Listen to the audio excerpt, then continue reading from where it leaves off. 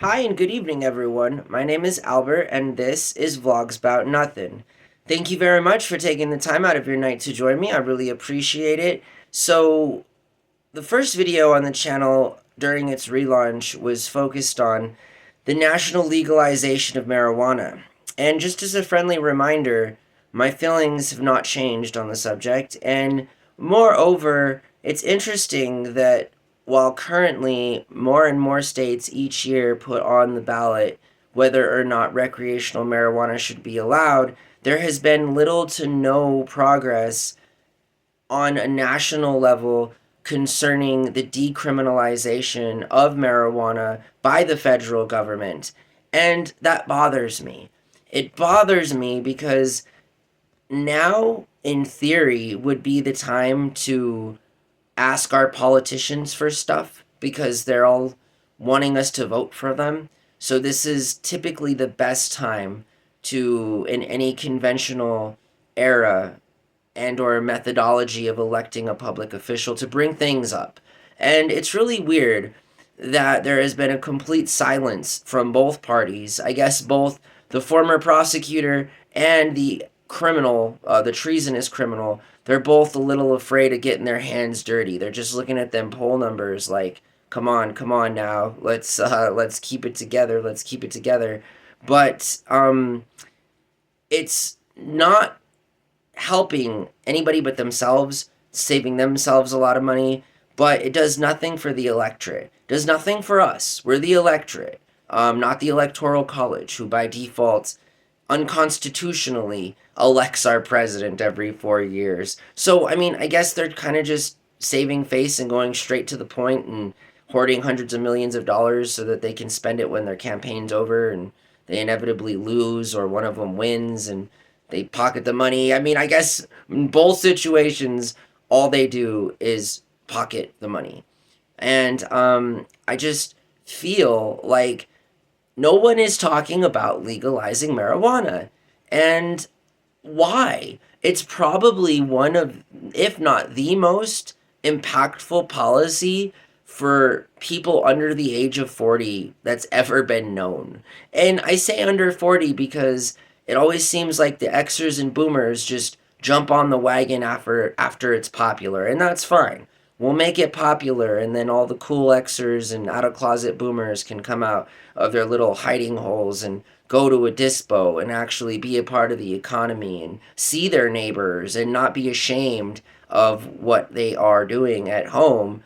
And that's kind of a big change for them, right? I know, because all the boomers and Xers, most of them at a dispo still act like they're at their plug's house in the early 90s, and they don't want anybody to know about their purchase, and they're being real like shisty about pulling out money. And it's just like, I don't know about any of that. I just know that it's unfortunate that either Harris or Trump aren't saying that they're going to make marijuana legal. I just feel like nobody nobody has the guts to do that. Nobody can just say that they want to openly decrim marijuana like they did in Canada, like they did in Thailand. I mean, there's other countries who have already done this and they've had no problems with it at all whatsoever. In fact, the only problems they've had with it is keeping up with the demand that it creates from the local community, from within. Demand comes from within the community. So for all you econ nerds out there, we can divulge and discuss the real meaningful impact that decriminalizing marijuana would have for folks all throughout the country, not just back end users of the product, either rec or medical, but I'm talking the jobs that are created to grow that plant, to administer the services that are required for human resources to do their job and monitor the hiring, facilitate bill paying, all of these things to vendors. It's a big deal and it's a new industry. The black market industry could just simply vanish overnight. And while it would come back, because it always does, in different kinds of modalities, it would in fact streamline a process that will be beneficial for everybody. Decriminalizing marijuana on a national level is in the best interest of all of us. It can help exonerate and expunge current long-term held prisoners that got locked up for just possessing a little bit of marijuana.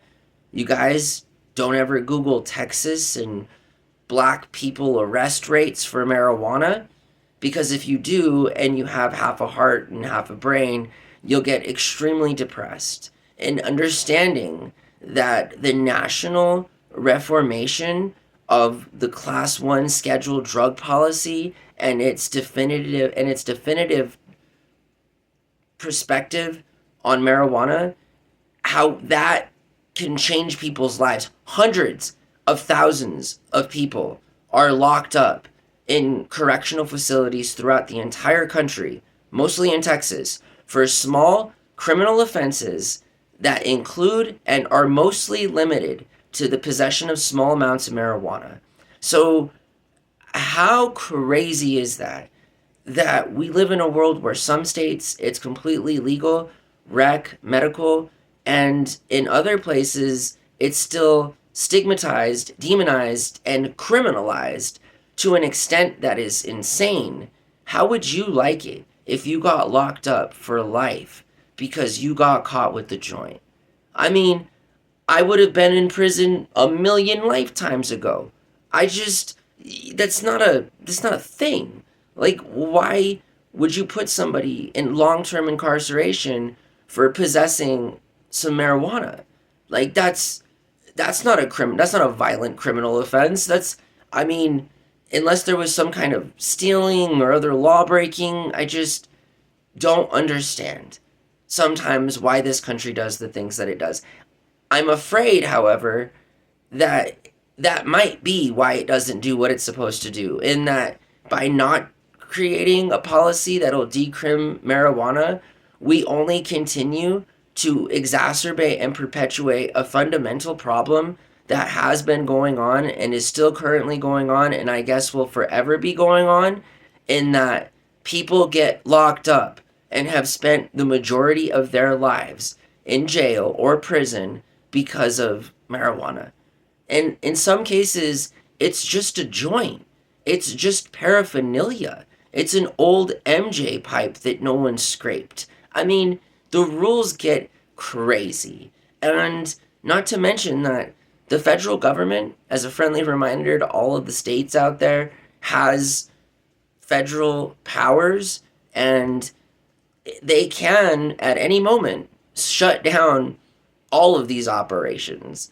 Because unless the state challenges the federal government in court, and if the federal government decides to be Richards and do things like that, which they can do, we need policy and constitutional protection. That's what we need. And we're not going to get those things until marijuana is nationally decriminalized. And then we can start to reform policies that are going to better suit the constituent, the community member, the customer of the dispo. And so I just want to hear politicians talk about marijuana. And I feel like all of the things that we want them to talk about, they don't. And by sheer definition of the fact that makes them actors more than it makes them politicians. Because a politician is willing to debate anybody about anything. That's what they do. That's what debaters do. Have you guys seen Ben Shapiro? I mean, I'm afraid to meet the guy. And I'm not afraid to meet anybody. But I'm afraid that if Ben Shapiro and I ever got together, we would, in fact, end up in an endless debate about absolutely everything. And, I almost feel like my life at some point is going to take me in that general direction. So I'm calling it now. Mr. Shapiro, when you and I meet and finally debate, I am going to kindly remind you in the general audience that I called this before, and that It's a pleasure. You got a lot of interesting ideas there, Mr. Shapiro. And from my understanding, you are also a trained debater. So I myself, I have sort of the same experience. I just am not a completely successful guy like yourself. I mean, I guess success is relative, right? To everybody. Success to me may be being a failure at this current point. What if that was the irony of my current situation? What if I really never believed that I lost? What if I always thought to myself, this was going to be the way that I had to conduct myself in order to get to where I needed to be in life? Wouldn't that all be very interesting stuff? Anyways, we'll wrap up that sidebar by just reminding the general public that there, in fact, I think inevitably will be a date for Mr. Shapiro and I to debate on a platform that will allow the both of us to communicate our very, very passionate thoughts about policy reformation, and in general, politics. So, anyways, I look forward to the day. I hope that you guys have a really, really good night. And thank you for watching my channel. Thank you for being a part of my life. Until tomorrow, have a good night. Bye.